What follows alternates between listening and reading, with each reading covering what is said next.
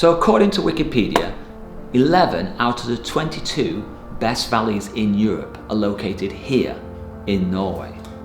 And 9 out of the 20 highest waterfalls in the world are here in Norway. How can one small little country have this amount of spectacular scenery? Well, one word: glaciers. There are two types of valleys. You have your V shape, which are formed by rivers and streams, and then you have your U shape, which are formed by glaciers. And Norway has some of the deepest, longest and most spectacular glacier valleys on the planet. Now, we've touched on a lot of these already in this series. For example, the ones that are filled in with seawater, you can watch here. Then the ones that kind of come to a dead end and you have a big climb up over a mountain pass and then down a separate valley, you can watch here. What we haven't touched on yet is what I like to call natural corridors. Natural corridors is, imagine as a big mountain range and then you have a valley that just slices all the way through. So you have the spectacular views around you, but you don't have the blood, sweat or tears of any climbing. And these valleys are just epic to cycle down. And this, my friends, is my top 5.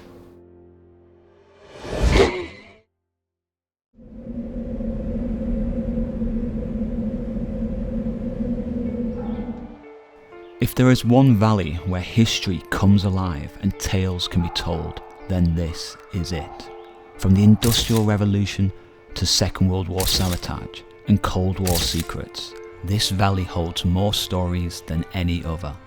Tourists have been flocking here since the 19th century for its unique settings and famous mountain, Gaustatoppen, which towers over the valley.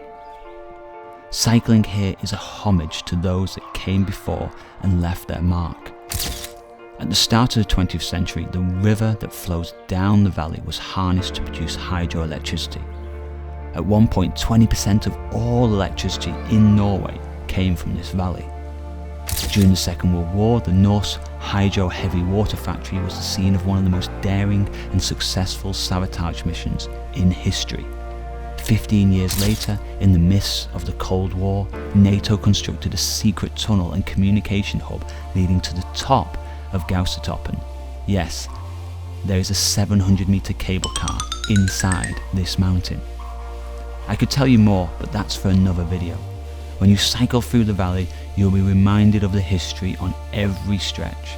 The town of Løken, that sits at the deepest point of the valley, is now a World Heritage Site. You may get a sore neck as your head constantly looks to the top. The valley is so deep and narrow that sunlight doesn't reach the bottom during the darkest months, but even that has been taken care of. This valley is unique and a living museum to Norwegian history and heritage, and well worth a cycle down.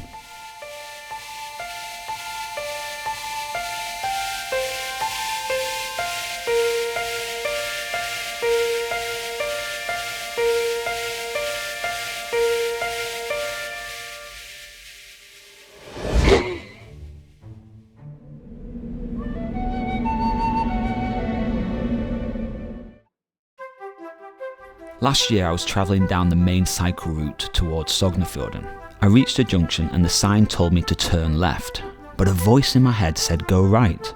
I don't know why, but I did. As I veered off course, I soon realised this valley was something else. It was perfect, like a real-life Shire from Lord of the Rings. The road was empty, the meadows peaceful, the farms old and traditional, and the views lush green and idyllic. Halfway through the valley there's a small steep ridge to go over, which kinda contradicts my natural corridor requirements, but we have to make an exception for this road.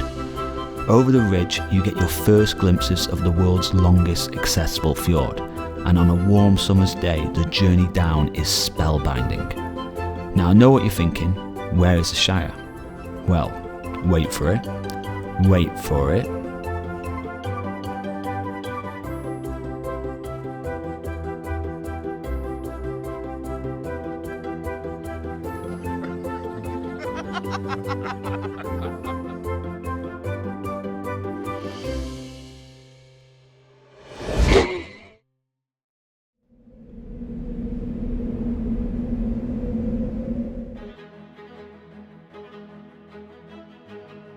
Romsdalen.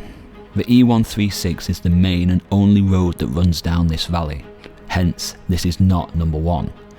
Like orcs, the cars and trucks patrol the road, scaring away cyclists. But you don't have to be too concerned. Cyclists are welcome to ride it, and cars are reminded of this. The first 50 kilometers from east to west has a cycle path. Once you hit the valley, the road narrows and cars must slow down at certain stages. I never felt unsafe on this road, and if you choose the right time, it should be reasonably quiet. But of course, it won't be for everyone. For those that do venture down here, you are literally cycling in one of the best natural corridors in the world, carved to perfection over millions of years. The feeling of seeing this old glacier valley rise up in front of you with the sunlight awaiting your visit is a unique experience. This valley is incredible! The further into the valley, the more art nature offers. This is not CGI, computer-generated imagery. This is 100% real. Trollveggen is the highest virtual wall in Europe and a place guaranteed to give you a sore neck.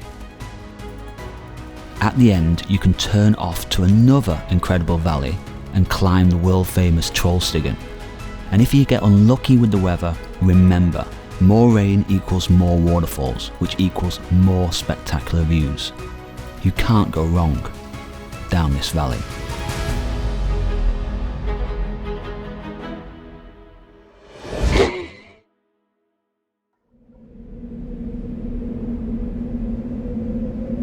It's incredible. I mean, I've seen lots of photos of this area, but it means nothing until you get here and you're actually in the valley with the mountains all around you, so high around you. It's just a different world. I mean, this on camera it'll never do it justice, guys, I'm telling you. It doesn't matter how good this looks. Being here, looking up at these huge mountains, I mean, you feel so insignificant. Sundalen, directly translated, is the healthy valley. And it's certainly healthy to cycle down here.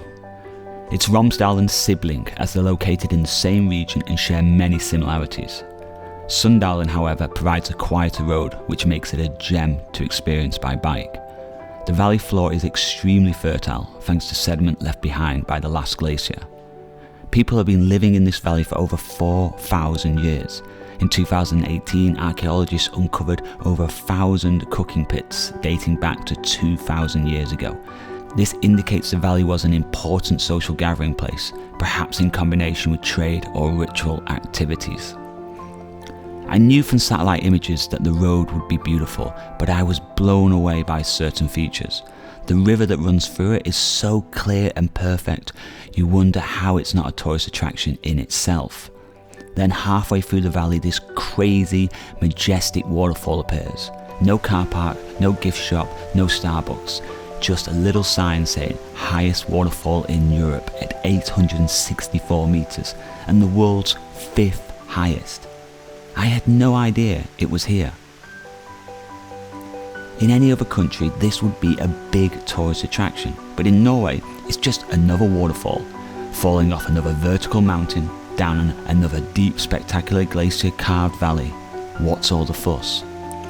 And once again, I'm cycling alone in this place that feels like a fantasy world. If you saw a dragon in the sky here, it wouldn't look out of place in an environment like this. Welcome to Sundalen.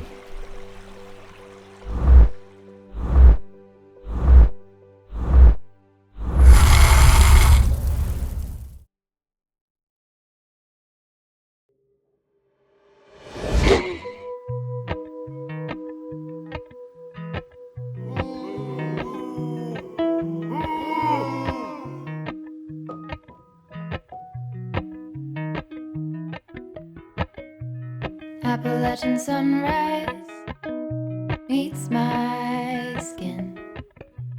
Even with my eyes still closed, I can feel it coming in. Golden, I'll follow only golden. Number 1. Golden. This is my favourite road in Norway. Promise not to tell anyone.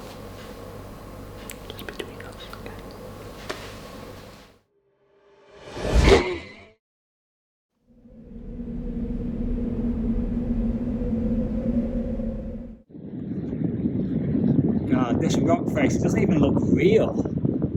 It's like something, it's like it's been man-made. I believe this could actually be produced by nature, carved out by glaciers. Incredible. Nordangsdalen. How can I describe this place? It is perhaps the most unique glacier valley in Norway. Steep mountains rising up to 1,700 meters surround the area. At its narrowest, it's only 100 meters between vertical walls. But there has been a trail here since ancient times, and the current road was built at the end of the 19th century. For thousands of years, rockfalls and avalanches have contributed to its dramatic shape. The largest landslide on record occurred in 1908 and resulted in completely blocking the valley and the river that runs through it. Within days, a lake formed, submerging the old road and a small settlement close to it. Today you can still see the eerie remains at the bottom of the lake. In the 19th century, aristocracy, royalty and even emperors from across Europe flocked to the valley to experience its unique natural wonder. Today you won't find any royalty or celebrities, just a few tourists hiking in the mountains and the odd cyclist. The valley has been quietly forgotten as a tourist destination. When you cycle down here, you might feel an eerie presence, as if you're not alone. A tale is told of a young farm girl who went down into the valley one morning to fend for her animals, but never returned.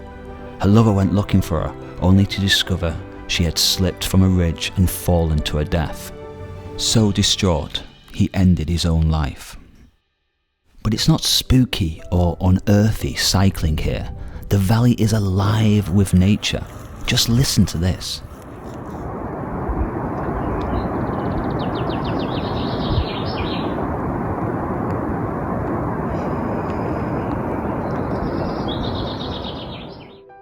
All your senses are engaged and active. If you don't feel a connection with nature here, then you should seek medical assistance. I mean,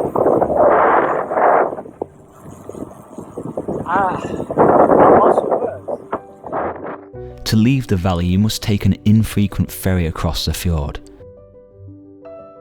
But don't be in a rush. Better to put your tent up and do a sunset climb up to one of the number of iconic mountains in the valley. And don't worry about the descent. In June and July, it won't go dark on the way down. The valley is on display 24/7.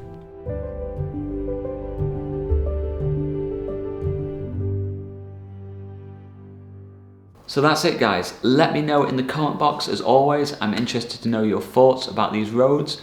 But what we haven't touched on yet is the roads in the north. And the reason for that is I wanted to do a top 5 Arctic road episode. So that's coming up next time. But until then, ha det bra. just look at this.